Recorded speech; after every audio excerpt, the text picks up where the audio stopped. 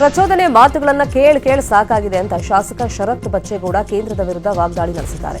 ಈ ಬಗ್ಗೆ ದೇವನಹಳ್ಳಿಯಲ್ಲಿ ಮಾತನಾಡಿರೋ ಅವರು ಬ್ರಿಟಿಷರು ಸ್ವತಂತ್ರ ನೀಡೋ ಸಂದರ್ಭದಲ್ಲಿ 2 ಕಂಟ್ರಿ ಫಾರ್ಮುಲಾ ಬಳಸಿ ದೇಶವನ್ನು ಒಡೆದಿದ್ದಾರೆ. ಈಗ ಮತ್ತೊಮ್ಮೆ ಅವರ ಸಂತತಿ ದೇಶ ಒಡೆದು 2 ಭಾಗ ಮಾಡೋಕೆ ಹೊರಟಿದ್ದಾರೆ. ಪಹಲ್ಗಾಮ್ನಲ್ಲಿ ನಡೆದಂತ ದಾಳಿಗೂ ಇಲ್ಲಿರುವಂತ ಜನಗಳಿಗೆ ಏನ್ ಸಂಬಂಧ? ಕೇಂದ್ರ ಸರ್ಕಾರದ ಇಂಟೆಲಿಜೆನ್ಸಿ ಸಂಪೂರ್ಣ ವಿಫಲವಾಗಿದೆ. ದೇಶದಲ್ಲಿ ಗುಪ್ತಚರ ಇಲಾಖೆ ಸಂಪೂರ್ಣವಾಗಿ ವಿಫಲವಾಗಿದೆ. ಇಂತಹ ಸಂದರ್ಭದಲ್ಲಿ ದೇಶದ ಎಲ್ಲಾ ಜನತೆ ಒಗ್ಗಟ್ಟಾಗಿರಬೇಕು ಅಂತ ಹೇಳಿದ್ದಾರೆ. ಗುಪ್ತಚರ ಇಲಾಖೆ ಕರೆಕ್ಟ್ ಆಗಿ ಕೆಲಸ ಮಾಡಿದ್ರೆ, ಇವ್ರು ಸರಿಯಾದಂತ ಸೂಕ್ತವಾದಂತಹ ಕ್ರಮಗಳು ತಗೊಂಡಿದ್ರೆ ಈ ರೀತಿಯಾದಂತ ಪರಿಸ್ಥಿತಿಗೆ ಬರಂತ ಅಗತ್ಯವೇ ಇರಲಿಲ್ಲ.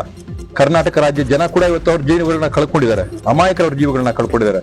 ಅವ್ರ ಕುಟುಂಬಗಳನ್ನ ಕೇಳಿದ್ರೆ ಇವತ್ತು ಮಾತಾಡ್ತಾ ಇರಬೇಕಾದಾಗ ಮಾಜಿ ಸಂಸದರುಗಳು, ಹಾಲಿ ಸಂಸದರುಗಳು, ಬಿಜೆಪಿ ಪಾರ್ಟಿ ಅವ್ರು ಹೇಳ್ತಾರೆ ಏನೇನೋ ಮುಸ್ಲಿಮರ ಬಗ್ಗೆ ಮಾತಾಡ್ತಾರೆ. ಅಲ್ಲಪ್ಪ, ಗುಂಡಿಟ್ಟವ್ನು ಇರ್ಬೋದು, ಅಲ್ಲಿ ರಕ್ಷಣೆಗೆ ಬಂದವ್ರು ಮೊದ್ಲು ಯಾರ್ರಿ? ಎತ್ಕೊಂಡೋಗಿ ಆಸ್ಪತ್ರೆಗಳು ಅಡ್ಮಿಟ್ ಮಾಡ್ಲಿಲ್ವೇನ್ರಿ? ಯಾಕೆ ಎಲ್ಲಾರನು ಒಂದೇ ಬಣ್ಣದಲ್ಲಿ ಬಳಿಯಂತದ್ದು? ಬ್ರಿಟಿಷರೇನೋ ಪಹಲ್ಗಾಮ್ ಉಗ್ರರ ದಾಳಿಯ ಉದ್ವಿಗ್ನತೆಯಿಂದ ಪಾಕ್ ಪ್ರಜೆಗಳ ಗಡೀಪಾರಿಗೆ ಕೇಂದ್ರ ಸರ್ಕಾರ ಆದೇಶವನ್ನ ಹೊರಡಿಸಿತ್ತು. ಕರ್ನಾಟಕದಲ್ಲಿ 108 ಪಾಕ್ ಪ್ರಜೆಗಳಿದ್ದಾರೆ. ಗಡೀಪಾರಿಗೆ ರಾಜ್ಯ ಸರ್ಕಾರ ಕ್ರಮಗಳನ್ನು ಕೈಗೊಂಡಿದೆ. ಈ ಬಗ್ಗೆ ಮಾತನಾಡಿದಂತ ಸಿಎಂ ಸಿದ್ದರಾಮಯ್ಯ, ರಾಜ್ಯದಲ್ಲಿ ಎಷ್ಟು ಜನ ಇದ್ದಾರೆ ಅಂತ ಮಾಹಿತಿಯನ್ನು ತಗೊಳ್ತಾ ಇದ್ದೀವಿ. ಈ ಬಗ್ಗೆ ಕೇಂದ್ರಕ್ಕೆ ಮಾಹಿತಿಯನ್ನು ಕೊಡ್ತೀವಿ. ಇದರಲ್ಲಿ ಕೇಂದ್ರ ಸರ್ಕಾರಕ್ಕೆ ನಮ್ಮ ಸಹಕಾರ ಇದೆ ಅಂತ ಹೇಳಿದ್ದಾರೆ. ಅವರನ್ನ ಕೇಂದ್ರ ಸರ್ಕಾರಕ್ಕೆ ಮಾಹಿತಿ ಕೊಡ್ತಕ್ಕಂಥ, ಅವ್ರನ್ನ ಹೊರಗಡೆ ಕಳಿಸ್ತಕ್ಕಂಥ ಕೆಲಸ ಮಾಡಿ. ನನಗೆ ಇನ್ನೂ ಎಷ್ಟು ಜನ ಇದ್ದಾರೆ ಅಂತ ಗೊತ್ತಿಲ್ಲ. ಕರ್ನಾಟಕದಲ್ಲಿ ಎಷ್ಟು ಜನ ಇದ್ದಾರೆ, ಮೈಸೂರಿನಲ್ಲಿ ಎಷ್ಟು ಜನ ಇದ್ದಾರೆ, ಬೇರೆ ಬೇರೆ ನಗರಗಳಲ್ಲಿ ಎಷ್ಟು ಜನ ಇದ್ದಾರೆ. ಹೆಚ್ಚಾಗಿರೋದು ಬೆಂಗಳೂರಿನಲ್ಲಿ, ಅಲ್ಲೇ ಜಾಸ್ತಿ. ಇಲ್ಲಿ ಯಾರಿದ್ರು ಕೂಡ ಪಾಕ್ ಜೊತೆ ಯುದ್ಧದ ಅಗತ್ಯವಿಲ್ಲ ಅಂತ ಸಿಎಂ ಸಿದ್ದರಾಮಯ್ಯ ಹೇಳಿದ್ದಾರೆ. ಕಠಿಣ ಕ್ರಮಗಳನ್ನು ಕೈಗೊಳ್ಳಬೇಕು. ನಾವು ಶಾಂತಿ ಪ್ರಿಯರು. ಯುದ್ಧದ ಅನಿವಾರ್ಯತೆ ಈಗಿಲ್ಲ. ಭದ್ರತೆ ವೈಫಲ್ಯದಿಂದ 26 ಜನ ಬಲಿಯಾಗಿದ್ದಾರೆ.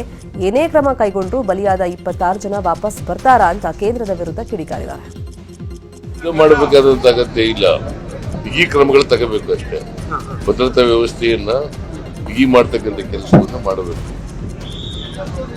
ನಾವು ವಿದ್ಯುತ್ ಪರ ಇಲ್ಲ, ನಾವು ಶಾಂತಿ ಇರಬೇಕು, ಜನರಿಗೆ ಭದ್ರತೆ ಇರಬೇಕು. ಕೇಂದ್ರ ಸರ್ಕಾರ ಭದ್ರತಾ ಕ್ರಮಗಳನ್ನು ತಗೋಬೇಕು. ಕೇಂದ್ರ ಸರ್ಕಾರದವರು ಇನ್ನು ಪಾಕ್ ಪ್ರಜೆಗಳ ಗಡೀಪಾರು ಬಗ್ಗೆ ಗೃಹ ಸಚಿವ ಪರಮೇಶ್ವರ್ ಪ್ರತಿಕ್ರಿಯೆ ಕೊಟ್ಟಿದ್ದಾರೆ. ಕೇಂದ್ರದಿಂದ ಸೂಚನೆ ಬಂದಿದೆ, ಪಾಕ್ ಪ್ರಜೆಗಳನ್ನ ವಾಪಸ್ ಕಳಿಸ್ತೀವಿ ಅಂತ ಹೇಳಿದ್ದಾರೆ. ಸರ್ಕಾರದ ಹೋಮ್ ಮಿನಿಸ್ಟ್ರಿಯಿಂದ ಅಡ್ವೈಸರಿ ಬಂದಿದೆ, ಅದರ ಪ್ರಕಾರ ಮಾಡ್ತಾ ಇದ್ದೇವೆ. ಲಾಂಗ್ ಟರ್ಮ್ ವೀಸಾ ಇರೋರಿಗೆ ಅವರೇ ಎಕ್ಸಾಮ್ಷನ್ ಕೊಟ್ಟಂಗೆ ಕಾಣಿಸುತ್ತೆ.